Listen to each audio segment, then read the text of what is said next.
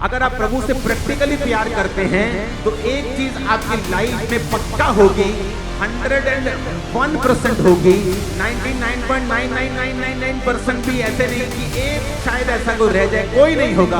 अगर आप प्रभु से प्यार करते हैं, आपका प्यार बलिदान से परमेश्वर को दिखेगा। जो व्यक्ति बलिदान करने वाला होता है वो स्वर्ग में याद किया जाता है, सदा के लिए छप जाता है। क्योंकि जो सैक्रिफाइस है वो सदा के लिए छपता है परमेश्वर के लिए। क्योंकि यहोवा ने भी अपना इकलौता आपके लिए सैक्रिफाइस किया, बलिदान किया। तो जब आप कुछ बलिदान करते हैं तो परमेश्वर उसको इज्जत और ऑनर की निगाह से देखता है। व्यवस्था विवरण 16 उसकी 16 और 17 आयत, इब्रानियों 13 उसकी 15 आयत, पहला कुरिन्थियों 16 उसकी 2 आयत, उत्पत्ति 8 उसकी 20 और 21 आयत। मैं फिर से पढ़ूंगा, व्यवस्था विवरण 16 उसकी 16 और 17 आयत, इब्रानियों 13 उसकी 15 आयत, पहला कुरिन्थियों 16 उसकी 2 आयत, उत्पत्ति 8 उसकी 20 और 21 आयत। आज के शीर्षक को, आज के टाइटल को हम देखेंगे अपनी स्क्रीन के ऊपर, द रिवॉर्ड ऑफ सैक्रिफाइस, कि एक बलिदान का रिवॉर्ड क्या होता है। बाइबल कहती है प्रभु यीशु मसीह जब एक एग्जाम्पल देने लगे तो परमेश्वर ने एक गरीब की, जो किसी अमीर की दिहोड़ी के बाहर, घर के बाहर छोड़ दिया जाता था, और वो अमीर सब कुछ खाता था लेकिन गरीब उसकी जूठन खाता था, और दोनों मर गए। और लिखा एक अब्राहम की गोद में पहुंचाया गया, जो गरीब था, जो अमीर था वो नरक में पहुंचाया गया। बात अमीर या इसमें गरीब की नहीं थी। वचन कहता है कि अय्यूब जो था वो सबसे खरा था, सबसे ज्यादा परमेश्वर के वचन पर चलने वाला था, अनाथों और विधवाओं की सहायता करने वाला था, और बाइबल कहती उस देश में सबसे अमीर था। तो परमेश्वर का डर मानता था लेकिन सबसे अमीर था। तो इसका मतलब ये नहीं कि गरीब जो हैं वो स्वर्ग में जाएंगे और अमीर नहीं जाएंगे। परमेश्वर के कहने का मकसद बहुत डीप था इसमें। अगर अय्यूब अमीर था तो वो दूसरों की हेल्प भी करता था। बाइबल कहती है परमेश्वर के सामने नित्य वो अपने बलिदानों को लेकर अपने बच्चों के लिए जाया करता था, क्योंकि उसके बच्चे परमेश्वर से दूर थे, तो वो अपने बच्चों के लिए बलिदानों को चढ़ाया करता था। तो जब बाइबल कहती है वो सैक्रिफाइस परमेश्वर के सामने करता था, वैसे परमेश्वर के सामने निर्दोष रहता था, खरा रहता था, परमेश्वर का डर मानता था, तो वचन कहता है कि उस देश में वो सबसे अमीर था। तो अमीरी बाइबल में परमेश्वर ने लिखा कि परमेश्वर के एक हाथ में धन और महिमा है, एक हाथ में दीर्घ आयु है, बाहिने हाथ में धन और महिमा है। तो ये परमेश्वर की ओर से है। लेकिन प्रभु यीशु मसीह क्या कहना चाहते थे? वो ये कहना चाहते थे कि जो कुछ भी तुम्हारे पास है वो परमेश्वर के लिए है, और परमेश्वर के सैक्रिफाइस के लिए, और परमेश्वर के सामने बलिदान चढ़ाने के लिए है। आपको जो कुछ भी दिया गया है, आपको एक स्किल दी गई है, आपको पैसा दिया गया है, आपको ताकत दी गई है। परमेश्वर ये चाहता है कि जो भली चीजें हैं जो परमेश्वर की ओर से होती हैं और आपकी लाइफ में हैं, आप उनका बलिदान परमेश्वर को दें। इसलिए वो जो अमीर आदमी था उसने बलिदान नहीं किया। वो ये नहीं देखता कि अगर मैं अमीर हूं तो मेरे घर के बाहर कोई ऐसे भी हैं जो मेरी जूठन से अपने पेट को पाल रहे हैं, उसके घाव हैं, क्यों ना मैं अपने पैसों का थोड़ा सा बलिदान करके इसको ठीक कर दूं, इसको अच्छी तरह से इसकी पट्टी करवा दूं, इसके खाने पाने का इंतजाम कर दूं। तो परमेश्वर को नफरत है जब एक व्यक्ति के पास होता है लेकिन फिर भी वो बलिदान उसको नहीं करता है। अगर आप बाइबल को पढ़ेंगे तो आपको नजर आएगा कि परमेश्वर ने दाऊद का जिक्र किया है। बाइबल कहती परमेश्वर ने कहा, दाऊद मेरे मन के मुताबिक चलने वाला एक आदमी मुझे मिला है, एक ऐसा जन मिला है जो मेरे मन के मुताबिक है। सोचो कैसा परमेश्वर प्रेम करते होंगे दाऊद से कि परमेश्वर ने कहा ये मेरे मन के मुताबिक चलने वाला आदमी है। और अगर आप दाऊद की हिस्ट्री देखेंगे तो आपको नजर आएगा कि दाऊद ने भी गलती की और शाऊल ने भी गलती की। लेकिन ऐसा क्या हुआ कि परमेश्वर ने शाऊल की गलती को माफ नहीं किया, लेकिन दाऊद की गलती को माफ कर दिया। हालांकि शाऊल ने तो एक बंदे का कत्ल भी नहीं करवाया था, किसी की औरत के साथ वो सोया भी नहीं था, उसका दाऊद को बहुत बड़ा नुकसान हुआ, ये बात अलग है। लेकिन पाप ऐसा लगता है कि दाऊद का बड़ा था, लेकिन परमेश्वर ने फिर भी उसको माफ कर दिया। चाहे उसका नुकसान उसको उठाना पड़ा, उसके अपने बच्चे उसके कारण मरे, उसके घर में तलवार चली, उसको बहुत सारी दिक्कतों का सामना करना पड़ा, फैमिली उतनी बैलेंस कभी नहीं रही, बैलेंस बिगड़ गया उस पाप के कारण, क्योंकि उसने दूसरी की फैमिली का बैलेंस बिगाड़ा, वो बात अलग है। लेकिन परमेश्वर ने ऐसा क्यों उसकी लाइफ में किया और शाऊल की लाइफ में नहीं किया? अगर आप दाऊद की जिंदगी को देखेंगे बड़े ध्यान से, तो दाऊद एक बलिदान देने वाला पुरुष था। दाऊद ने अगर आज की आप बात लगाएं तो उसने $3 बिलियन का सोना बो दिया था। आज अगर उसकी हम वैल्यू लगाएंगे, उस सोने की जो दाऊद ने बोया था वो कम से कम 26,000 करोड़ का सोना था आज की वैल्यू में। 26,000 करोड़ आज की वैल्यू। अगर जितना सोना दाऊद ने बोया था, अगर आज उतना सोना किसी के पास हो तो वो 26,000 करोड़ बनता है। क्या आज कोई आप ऐसा अमीर दिखा सकते हैं जिसके पास 50,000 करोड़ हो और लेकिन उसने 26,000 करोड़ बो दिया हो? जिसके पास 10 करोड़ हो और उसने 5 करोड़ बो दिया हो? नहीं। बाइबल कहती है, व्यवस्था विवरण 16 उसकी 16 और 17 आयत को जब हम पढ़ते हैं, परमेश्वर ने कहा, वर्ष में 3 बार अखमीरी रोटी के पर्व, सप्ताहों के पर्व और झोंपड़ियों के पर्व, इन तीनों पर्वों में तुम सब पुरुष अपने परमेश्वर यहोवा के सामने उस स्थान पर जो वो चुन लेगा जाएं, और देखो खाली हाथ परमेश्वर के सामने कोई ना जाए।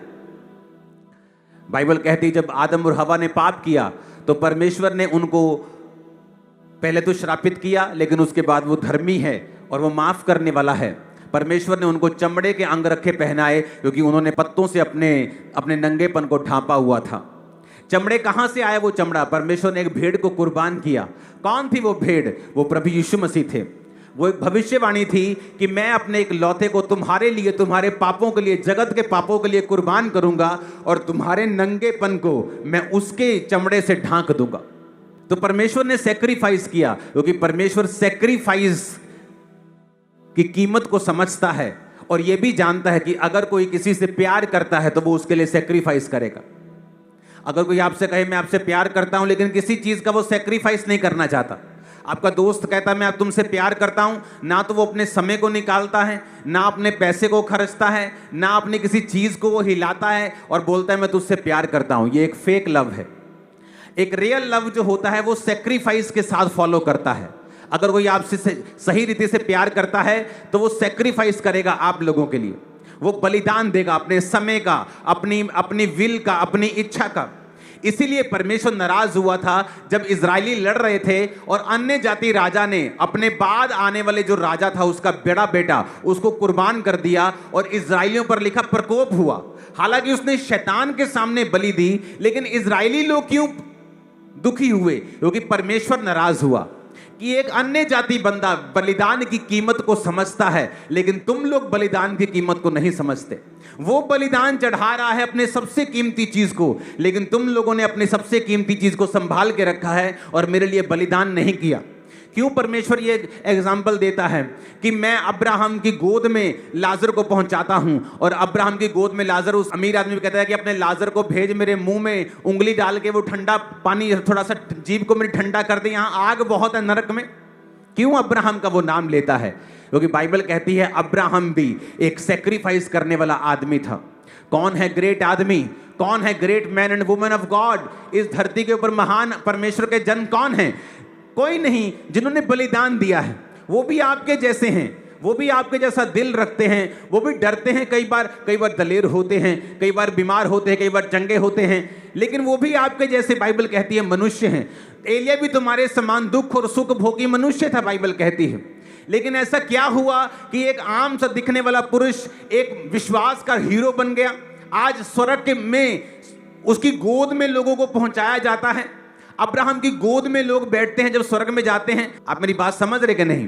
कौन था अब्राहम? बाइबल कहती है परमेश्वर ने अब्राहम को बुलाया और कहा अब्राम, पहले उसका नाम अब्राम था, अपने घर कुटुंब, अपने परिवार, अपने पिता को, अपने सब कुछ, अपने देश को छोड़ के उस जगह चला जा जो मैं तुम्हें दिखाऊंगा। क्या मांगा परमेश्वर ने? बलिदान मांगा। इतना बड़ा बलिदान आज किसी को कोई बोल दो कि बसी में आना है, पुराने दोस्तों को छोड़ दो, वो तुम्हारे लिए अच्छे नहीं हैं, वो तुम्हें शराब पीने के लिए भरमाएंगे, तुम्हें व्यभिचार के लिए भरमाएंगे, लेकिन वो उन्हें छोड़ने के लिए तैयार नहीं है। आज एक औरत अपने प्रार्थना के समय को बदलने के लिए तैयार नहीं, क्योंकि उस समय उसकी टीवी का जो है वो स्पेशल सीरियल आता है, वो स्पेशल उसका फेवरेट सीरियल आता है जो उसको बहुत पसंद है। वो अपनी प्रार्थना को ऊपर नीचे कर सकती है, वो पवित्र आत्मा कहे भी तो पवित्र आत्मा को टाल सकती है, लेकिन अपना सीरियल देखना बंद नहीं कर सकती। आज एक आदमी अपने पैसे का बलिदान नहीं देना चाहता, वो प्रभु से कहता मैं प्यार करता हूं, लेकिन जब बोने का समय आता है, टाइथ का समय आता है, ऑफरिंग का समय आता है, उसका दिल खुलता नहीं। क्यों? क्योंकि वो प्रैक्टिकली परमेश्वर से प्यार नहीं करता। अगर आप प्रभु से प्रैक्टिकली प्यार करते हैं तो एक चीज आपकी लाइफ में पक्का होगी, 101% होगी, 99.99999% भी ऐसे नहीं कि एक शायद ऐसा कोई रह जाए, कोई नहीं होगा। अगर आप प्रभु से प्यार करते हैं, आपका प्यार बलिदान से परमेश्वर को दिखेगा, वैसे कोई तरीका नहीं है। बाइबल कहती है जब अब्राहम को स्वर्ग में दिखाया, और किसी को क्यों नहीं दिखाया, अब्राहम को ही क्यों दिखाया? हालांकि अब्राहम भी, अगर आप उसकी लाइफ को देखो तो कैसे उसकी लाइफ में वो चीजें थी जो नहीं होनी चाहिए थी, लेकिन वचन क्या कहता है, उसकी वजह से उसको नुकसान हुआ, वो बात अलग है, लेकिन वचन क्या कहता है, अब्राहम की गोद में पहुंचाया गया। क्योंकि वचन कहता है अब्राहम का जो इस दुनिया का सबसे प्राइज्ड पोजीशन था, सबसे कीमती जो उसके पास था, उसका बेटा इसहाक, जो आपने अपनी स्क्रीन पर अभी देखा, वो इसहाक को परमेश्वर ने कहा अब्राहम मेरे लिए बलिदान कर दे। अब्राहम का दिल धक धक कर रहा होगा कि इतनी बड़ी चीज परमेश्वर कैसे मांग सकता है, और वो भी चीज जो परमेश्वर ने मुझे मेरे घर से, मेरे परिवार को छुड़ा दिया, मेरे देश को छुड़ा दिया। आज भाई साहब लोग अपना गांव नहीं छोड़ना चाहते, अपना शहर नहीं छोड़ते, बोलते हम अपने शहर को, दूसरे शहर में हमें कोई जानता नहीं है, हमारी सेटिंग बड़ी मुश्किल होगी, या छोड़ेंगे तो सिर्फ चर्च के लिए छोड़ते कि वहां मेरी चर्च है तो मैं जा रहा हूं वहां पे। कोई अपना शहर नहीं छोड़ना चाहता, कुटुंब नहीं छोड़ना चाहता, लेकिन अब्राहम ने 5 मिनट लगाए और निकल गया घर से। अब जो बेटा जो परमेश्वर ने वायदा किया 24 साल 25 साल बाद मिला, उस बेटे को परमेश्वर ने कहा अब इसको कुर्बान कर दे। और वचन पता क्या कहता है, अब्राहम ये सोच के कि परमेश्वर उसको मुर्दों में से जिंदा कर देगा एक दिन, उसको कुर्बानी देने के लिए चला। अब्राहम ने अपनी वाइफ से सलाह नहीं की। जब परमेश्वर ने उसको कहा, सारा परमेश्वर ने ऐसा कहा है, तो वो रोकती, बोलती 40 रोजे रख के देखते, चलो 10 रोजे रखते, चलो 3 दिन मुझे अपने बेटे के साथ रहने दो। उसका मन चेंज करती। उसे मालूम था कि मेरे लिए सबसे बड़ा परमेश्वर है और कोई नहीं है। अगर प्रभु ने मुझे कुर्बान करने के लिए बोल दिया है तो मैं कुछ नहीं देखूंगा। और वचन कहता है किसी से बिना बात किए वो अपने बेटे को सुबह ही लिया, गधों को लिया, अपने सेवक को लिया और चल पड़ा, और लकड़ी ली और चल पड़ा। और उसका बेटा रास्ते में पूछता है कि पापा सब कुछ तो ले लिया, छुरी, लकड़ी, आग जलाने का सामान, भेड़ तो ली नहीं हमने। तो उसको क्या मालूम वही भेड़ है, यही कुर्बान होगा आज। और वचन कहता है जब परमेश्वर ने उसको देखा कि उसकी छुरी गले तक पहुंच गई है, आवाज आई, अब्राहम अब्राहम इसको कुर्बान मत कर, इसलिए कि तूने अपने एक लौते को नहीं छोड़ा। अब मैं जान गया हूं कि तू मुझसे प्यार करता है। अब मैं वो सब कुछ दूंगा जो मैंने तेरे साथ वायदा किया है। मैं तेरे को, तेरे वंश को ये सारी आशीषें, ये सारे देश दूंगा। परमेश्वर के वायदों के पुल, वायदों के जो है ना वो वर्ड्स निकले लगातार, कॉन्टिन्यूज वायदे में वायदा निकला, क्योंकि परमेश्वर का दिल गदगद हो गया। परमेश्वर जानता था कि इसने अपनी सबसे कीमती चीज को छोड़ा नहीं, कुर्बान कर दिया। ये सबसे ज्यादा मुझसे प्यार करता है, यही परमेश्वर देखना चाहता था। और परमेश्वर उससे वायदा करता गया, वायदा करता गया, वायदा करता गया। कई बार आज हम परमेश्वर की ओर देखते हैं कि पता नहीं कब स्वर्ग खुलेगा, पता नहीं कब मेरा फाइनेंस ठीक होगा, पता नहीं कब मेरा बिजनेस बढ़ेगा, पता नहीं कब मेरी जॉब में प्रमोशन होगी, पता नहीं कब मेरा वीजा लगेगा। हम हमेशा परमेश्वर की ओर देखते रहते हैं, लेकिन यह तरीका गलत है।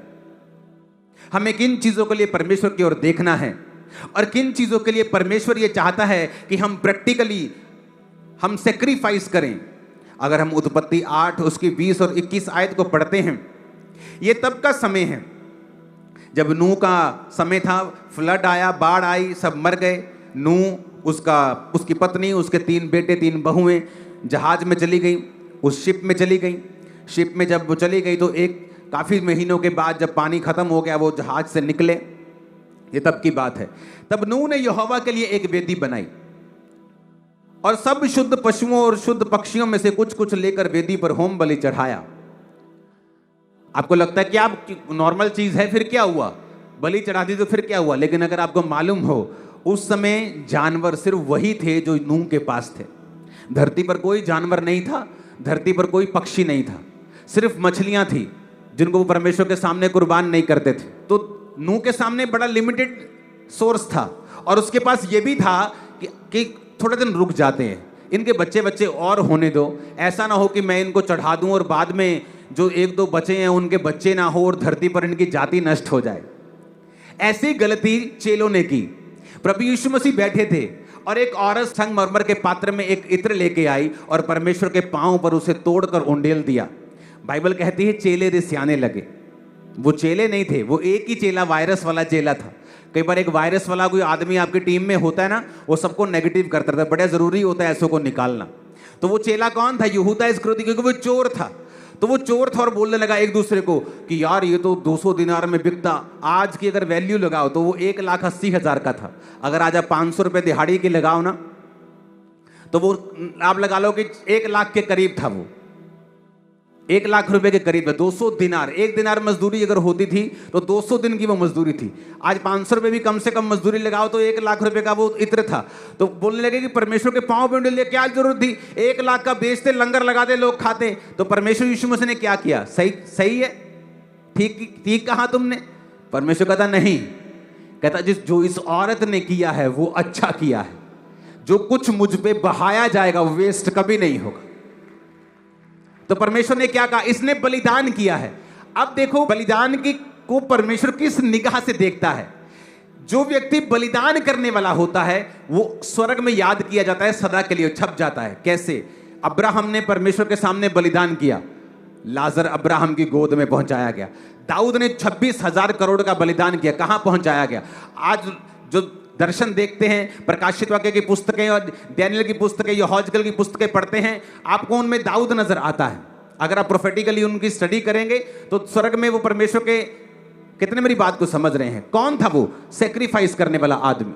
अब यहां पर भी क्या हो रहा है? एक सेक्रीफाइस हो रहा है। अपने पड़ोसी को बोलो सेक्रीफाइस कर।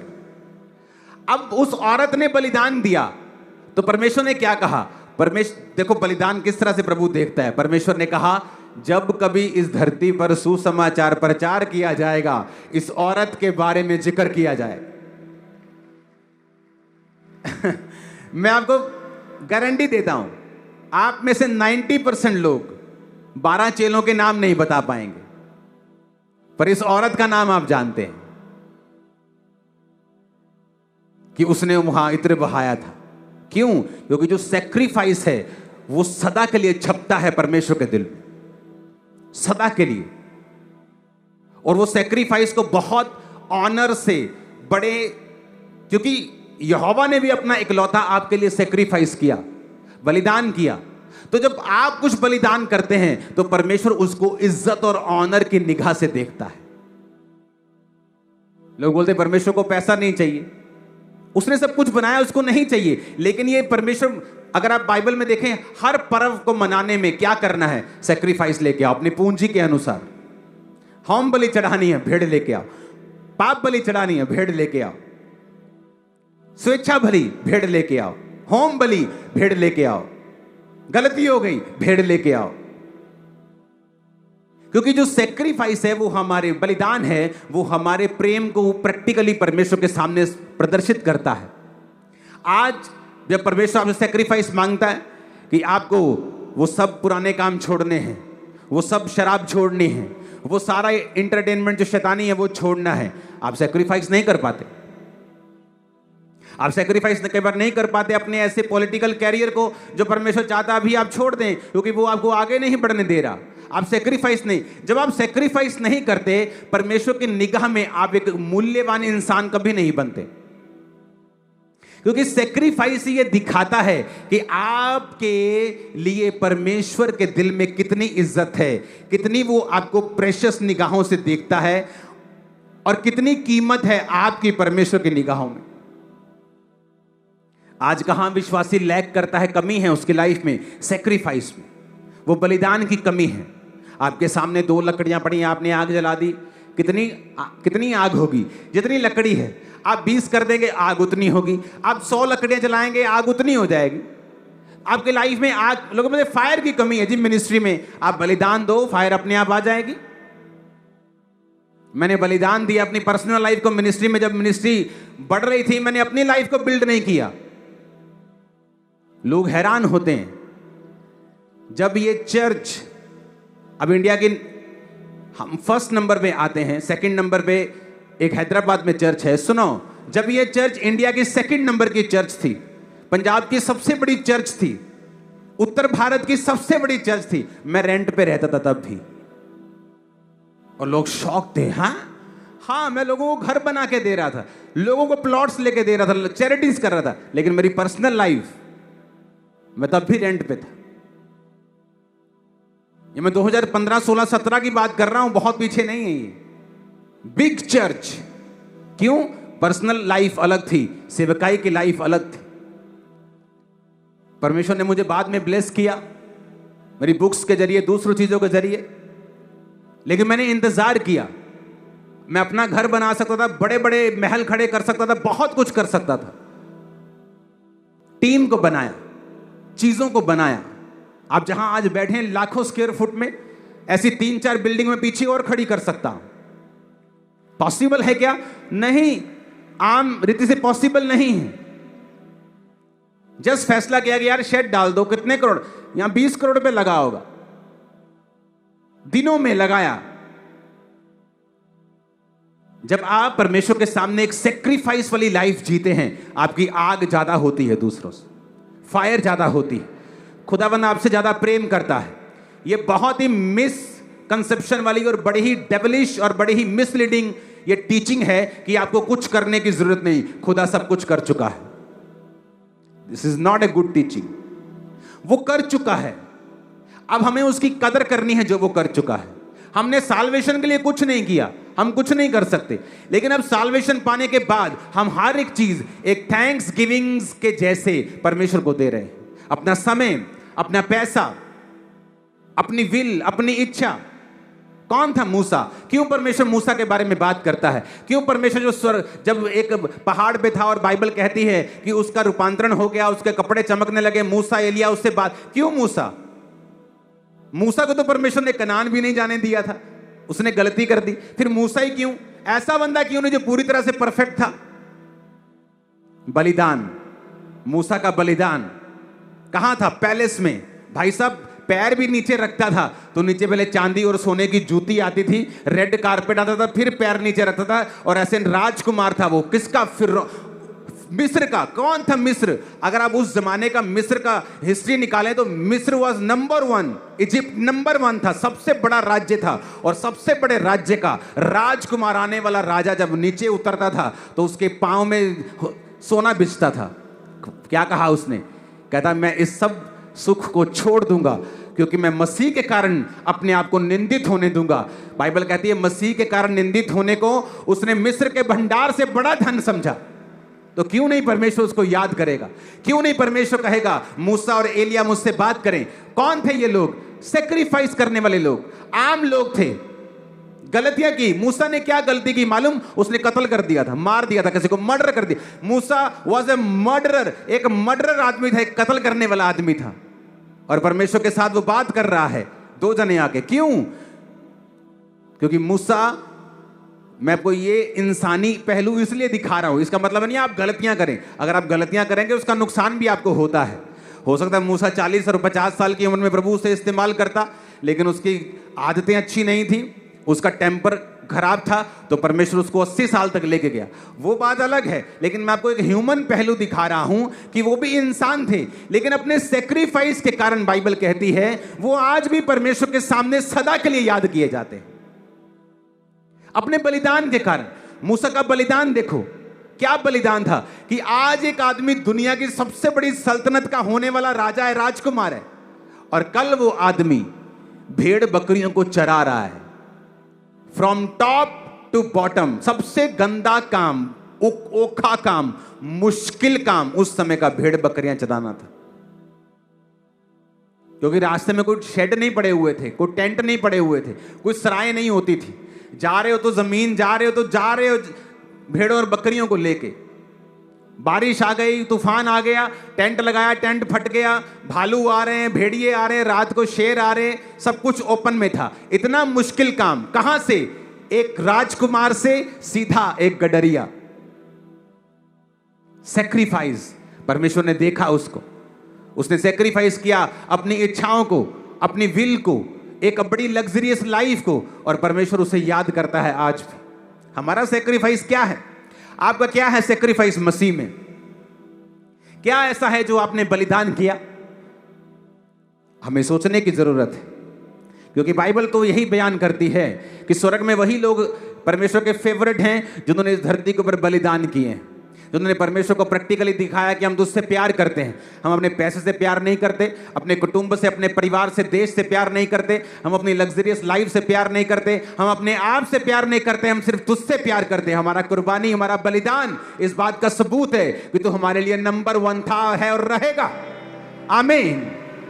ये देखो, आप अब हर बंदा अपने आप को समझता है, जांचता है कि आपका बलिदान क्या है। हालेलुया। कि आप समय का बलिदान देते हैं, प्रार्थना में आप समय के बलिदान को देते हैं, प्रार्थना में आप अपनी इच्छाओं को खत्म करते हैं। आज सिर्फ होंठों से वर्शिप की जाती है, सिर्फ होंठों से गाया जाता है। आप उसकी जिंदगी को चेक करो, लास्ट बड़ा बीज कब तुमने बोया? लास्ट फुल नाइट प्रेयर तुमने कब की? लेकिन वो नहीं है। इसीलिए आज की कलीसिया रिजल्ट लेने के लिए स्ट्रगल करती है। आपको स्ट्रगल करने की जरूरत नहीं है। इब्रानियों 13 उसकी 15 आयत में लिखा है, इसलिए हम उसके द्वारा स्तुति रूपी बलिदान, अर्थात उन होठों का फल जो उसके नाम का अंगीकार करते हैं, परमेश्वर को सर्वदा चढ़ाया करें। वर्शिप भी एक बलिदान है, धन्यवाद कहना भी एक बलिदान है, पैसा देना भी एक बलिदान है, समय देना भी एक बलिदान है। अपने घर से आप निकलते हैं, सुसमाचार टीम का हिस्सा हैं, आप घर से निकलते हैं, सुसमाचार को बांटते हैं, ये भी एक बलिदान है आपके समय का। आपको कई बार बेइज्जती का सामना करना पड़ता है, आपकी इज्जत का। तो परमेश्वर ने क्या कहा? परमेश्वर ने कहा, अगर तू मेरे लिए अपनी इज्जत का बलिदान देगा, मैं तेरी इज्जत को 100 गुना बढ़ाऊंगा। करके देखो ऐसा। क्या वो करता है पूरा? लेकिन हमें डर लगता है,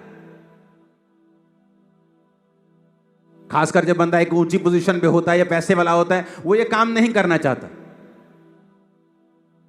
इसलिए अगर आप देखेंगे तो उन पे आत्मा भी नहीं उतरता। वो क्रिश्चियन तो हैं, लेकिन उस तरह से जुम्बश नहीं करता परमेश्वर उनकी जिंदगी के ऊपर से। अपने पड़ोसी को बोलो, बलिदान चढ़ा। वचन कहता है, परमेश्वर ने क्या कहा? परमेश्वर ने कहा, अगर तू देगा तो मैं तुझे कैसे दूंगा? दबा दबा कर, हिला हिला कर, प्रेस डाउन, उसे फिर नाप कर। आप मांगती है ना कई बारी पड़ोसन से आटा, और भैन जी दइयो एक मैनू आटे दी, वो आटा देती है ऐसे। तो परमेश्वर कहता है, जब तू ऐसे करके देगी, जब मैं तुझको वापिस करूंगा तो कैसे करूंगा? पहले मैं निकालूंगा, फिर हिलाऊंगा, फिर दबाऊंगा, फिर वापिस करूंगा। जितना तू देगी दुगना वापिस करूंगा। हालेलुया। क्यों परमेश्वर ने उस विधवा का जिक्र किया जिसने एक दमड़ी डाली? क्यों प्रभु यीशु मसीह भवन में उस जगह बैठे जहां सब लोग ऑफरिंग डाल रहे थे, परमेश्वर उनको देख रहे थे? क्योंकि बलिदान परमेश्वर के अंदर घुसने का एक तरीका है। सब मर रहे थे, लेकिन सारपत की विधवा नहीं मरी बलिदान के कारण। परमेश्वर ने क्या कहा? अगर तुम्हें चाहिए तो तुम्हें बोना पड़ेगा। अगर तुम्हें रूल करना है, क्योंकि चेले लड़ पड़े, कहते हमसे बड़ा कौन है, कौन हम पे रूल करेगा? जब प्रभु यीशु मसीह चले जाएंगे तो हम में से बड़ा, सबसे बड़ा कौन होगा? तो परमेश्वर ने समझाया कि जो तुम में से सबसे छोटा होगा, जो सर्व करेगा, वो बड़ा होगा। बलिदान। परमेश्वर ने कहा जो तुम में से सबसे ज्यादा नम्र होगा उसकी प्रमोशन होगी। नम्रता क्या है? एक नम्र जीवन जीना, एक बलिदान का जीवन जीना। हालेलुया। आप रोज परमेश्वर की ग्लोरी को एक्सपीरियंस करना चाहते हैं, पवित्र आत्मा को एक्सपीरियंस करना चाहते हैं, उसकी सामर्थ का एक्सपीरियंस करना चाहते हैं, आपको रोज मरना होता है। क्योंकि रोज परमेश्वर की ग्लोरी को एक्सपीरियंस करने के लिए आपको अपना क्रूस उठाना पड़ता है, रोज मरना होता है। क्या है रोज मरना? कि आपका दिल कर रहा है कुछ खाएं लेकिन आपने रोजा रखा है, ये एक बलिदान है। आपका दिल कर रहा है टीवी देखने का, कोई शादी आ गई, आपको संडे जाना है, लेकिन आप बलिदान देंगे और संडे उस शादी पे नहीं होंगे, क्योंकि ये आपका बलिदान है कि आप प्रभु के घर में होने चाहिए संडे। लेकिन आज क्रिश्चियन बलिदान नहीं देता, पर आग पूरी चाहता है। लकड़ी नहीं लाता पर फायर चाहता है। तो फायर अपने आप तो आएगी नहीं, जितनी लकड़ी होगी उतनी ही फायर होगी। परमेश्वर के दिल में घुसने का तरीका है बलिदान देना, और ऐसा बलिदान देना जो आपको हिलाए और प्रभु को भी हिलाए। और वचन फिर से पढ़ेंगे हम, उत्पत्ति 8 उसकी 20 में। नूह ने यहोवा के लिए वेदी बनाई, शुद्ध पशुओं शुद्ध पक्षियों में कुछ कुछ लेकर वेदी पर होम बलि चढ़ा दिया। इस पर, अब मैंने क्या समझाया? बलिदान वो प्रेशियस था, वो जानवर वो पक्षी प्रेशियस थे। अभी चढ़ाने का समय नहीं था, लेकिन जब आप कोई कीमती चीज चढ़ाते हैं तो क्या होता है? देखा, इस पर यहोवा ने सुखदायक सुगंध पाकर सोचा। आप परमेश्वर की सोच को बदल देते हैं, आप परमेश्वर को सोचने पर मजबूर कर देते हैं। पहले नहीं वो सोच रहा था। लोग बोलते परमेश्वर मूव नहीं कर रहा, वो कभी मूव नहीं करेगा। परमेश्वर काम नहीं, वो कभी ऐसे काम नहीं करेगा। बाइबल कहती जैसे ही नूह ने शुद्ध पशुओं और शुद्ध पक्षियों में से, अब उसकी वैल्यू को समझो, शुद्ध पशुओं की वैल्यू को समझो। एक गाय कितने महीने प्रेग्नेंट होती है पता है किसी को? ऊंची आवाज में बोलो। 9 महीने, है ना? 9 महीने। इतने महीने के करीब ही वो उस जहाज में रहे हैं, 1 साल के करीब। तो एक गाय एक बच्चा दे रही होगी। इमेजिन, जब शुद्ध पशु को बलिदान किया गया तो ऐसा नहीं था पशु बहुत बढ़ गए थे, लेकिन वो प्रेशियस था, वो कीमती बलिदान था। फ्यूचर की परवाह किए बगैर दिया गया बलिदान कि फ्यूचर में क्या होगा। जैसे ही उसने बलिदान दिया, लिखा इस पर यहोवा ने सुखदायक सुगंध पाकर सोचा। परमेश्वर सोचने लग गया जब बलिदान गया। हमें कई बार लगता है कि अपने आप हो जाएगा, ये भी हो, प्रभु सब कुछ जानता है, वो मुझसे प्यार करता है, ये सब चीजें ठीक हैं, उसने कुर्बानी दे दी, अब हमें कुछ करने की जरूरत नहीं। रॉन्ग। ग्रेस का मतलब चुप करके बैठना नहीं है, ग्रेस का मतलब आलसी होना नहीं है, ग्रेस का मतलब बीज ना बोना नहीं है, प्रार्थना ना करना नहीं है, बल्कि और करना है क्योंकि आपको ग्रेस मिली है। अब यहां क्या हुआ? लिखा जैसे उसको कीमती ऑफरिंग गई ऊपर, उसने सोचा। अब वो कीमती 10 करोड़ भी हो सकता है, किसी विधवा का 10 रुपए भी हो सकता है। बात 10 करोड़ की या 10 रुपए की नहीं है, बात है कि उसके पास था क्या, वो कितना उसके लिए कीमती था, कितना प्रेशियस था। लेकिन जैसे ही परमेश्वर ने सुखदायक सुगंध पाकर सोचा कि फिर परमेश्वर कहता मनुष्य के कारण मैं फिर भूमि को श्राप नहीं दूंगा। यद्यपि मनुष्य के मन में बचपन से जो कुछ उत्पन्न होता है बुरा ही होता है, परंतु जैसा मैंने जीवों को अब मारा है फिर मैं कभी नहीं मारूंगा। अब से जब तक पृथ्वी बनी रहेगी, बोने और काटने का समय, ठंड और तपन और धूप काल और शीतकाल और दिन और रात निरंतर होते चले जाएंगे। वो रेनबो देखते हो ना बादलों में, जहाज से देखो तो पूरा गोल दिखता है, वो देखते हो ना, वो वायदा है परमेश्वर का कि जब जब तुम इस रेनबो को देखोगे, मेरा वायदा है कि मैं दोबारा तुमको कभी भी बाढ़ से नष्ट नहीं करूंगा। बाइबल पढ़ के देखो, हजारों साल पहले के ये वर्ष है, वो परमेश्वर का रेनबो है, परमेश्वर ने बनाया है कि अब मैं फिर से धरती को नष्ट नहीं करूंगा। और कहां से शुरू हुई ये कहानी? बोने से। क्या बोया? शुद्ध पशु, शुद्ध पक्षी, प्रेशियस भेंट, बो दिया, परमेश्वर ने लिखा सुगंधदायक, उस सुगंध को पाकर सोचा, वो सोचने लगा, उसका माइंड चेंज होने लगा, ठंडा होने लगा वो, क्योंकि वो गर्म था कि ये लोगों ने, मैं इनको नष्ट कर दूंगा, बाढ़ दे दूंगा, और मार दिया। और जैसे ही सैक्रिफाइस गया उसका माइंड ठंडा होने लगा, सोचा उसने। आप परमेश्वर को सोचने पे मजबूर कर सकते हो। आपने कभी सोचा है ये? तुमने कभी ये सोचा कि परमेश्वर की सोच को तुम बदल सकते हो? हालेलुया।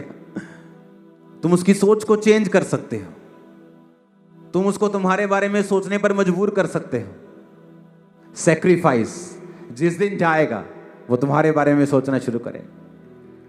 कई बार लोगों की लाइफ में कर्स होते हैं, जब वो एक बीज को बोते हैं अपनी लाइफ में, अपने स्टैंड में, अपने क्राइस्ट को कबूल करते हैं, वो बपतिस्मा ले लेते हैं, ओपनली कबूल करते हैं, पैसों का बीज है, कोई भी बीज, कोई भी सैक्रिफाइस जब वो करते हैं, परमेश्वर उनके बारे में सोचता है। कम सैक्रिफाइस का मतलब है कि आप प्रभु से कम प्यार करते हैं, क्योंकि जिन लोगों ने हाईएस्ट सैक्रिफाइस किया है उन लोगों के नाम आज तक याद किए जाते हैं। हालांकि वो ह्यूमन थे, मिस्टेक्स थी, फिर भी उनको याद किया जाता है, क्योंकि उन्होंने सैक्रिफिशियली कुछ ऐसे काम किए जो कभी नहीं हुए थे। अपने पड़ोसी को बोलो, बलिदान दे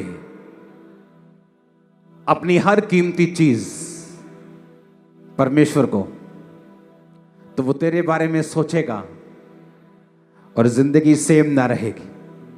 और आमीन खड़कने वाला चाहिए चर्च। Hallelujah, hallelujah. परमेश्वर के गहरे वेदों को परमेश्वर के दास के द्वारा जानने के लिए और ऐसी और नई वीडियोस को देखने के लिए हमारे YouTube चैनल को सब्सक्राइब करें और साथ में बेल आइकन को प्रेस करें, ताकि ऐसी और नई वीडियोस की नोटिफिकेशन सबसे पहले आप तक पहुंच सके। जुड़े रहें परमेश्वर की हजूरी के साथ। God bless you.